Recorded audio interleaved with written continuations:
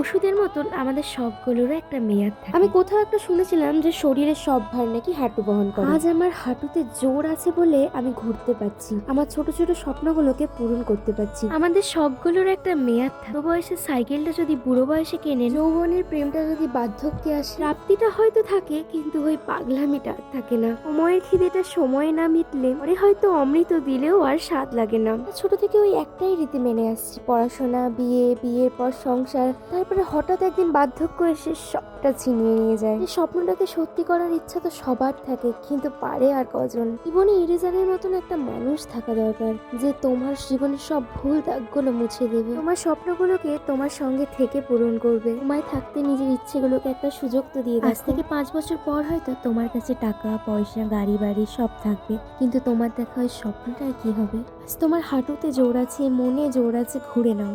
নিজের জীবনে যতটুকু পারবে ঘুরে নাও। আজ থেকে 5 বছর পর হয়তো এই দিনগুলোর কথা ভেবেই সারাটা জীবন না কাটাতে হয়।